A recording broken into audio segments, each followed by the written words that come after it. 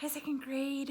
I'm trying to get caught up with you guys. I apologize. I had some trouble with the recordings the last couple days. So anyway, I'm trying to get caught up. This is going to be chapter 4 of The Night at Dawn. Excuse me. It's called Into the Castle. I'm gonna kill her, muttered Jack. He threw his stuff into his pack and moved toward the drawbridge. He hoped no one would see him. It was getting darker. It must be night. When he got to the bridge, he started across. The wooden planks creaked under his feet. He peered over the edge of the bridge. Were there any crocodiles in the moat? He couldn't tell. "Halt!" someone shouted. A guard on top of the castle wall was looking down. Jack dashed across the bridge. He ran through the castle gate and into the courtyard. From inside the castle came the sounds of music, shouting, and laughter. Jack hurried to a dark corner and crouched down. He shivered as he looked around for Annie. Torches lit the high wall around the courtyard. The courtyard was nearly empty. Two boys led horses that clopped over the gray cobblestones. Eee! Jack turned. It was the knight's black horse.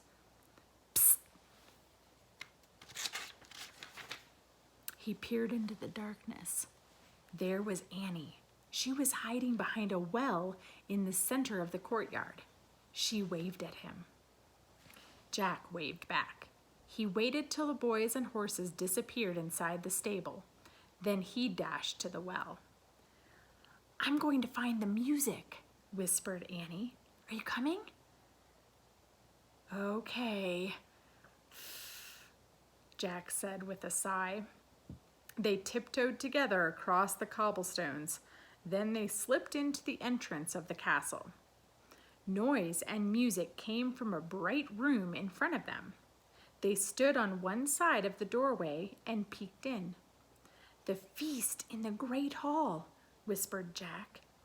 He held his breath as he stared in awe. A giant fireplace blazed at one end of the noisy room.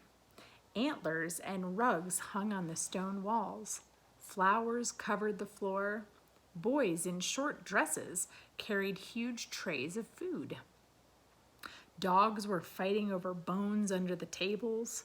People in bright clothes and funny hats strolled among the crowd. Some played funny-shaped guitars. Some tossed balls in the air. Some balanced swords on their heads. On their hands, not on their heads. Men and women dressed in capes and furs sat at long, crowded wooden tables. I wonder which one is the knight," said Jack.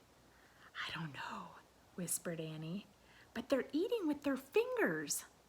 Suddenly, someone shouted behind them. Jack whirled around. A man carrying a tray of pies was standing a few feet away. "Who art thou?" he asked angrily. "Jack," squeaked Jack. "Annie," squeaked Annie. Then they ran as fast as they could down a dimly lit hallway. So there was the guy. So there were Jack and Annie. They were peering into that hall. And then the guy right there is the one that said halt. He was carrying pies, and then they took off.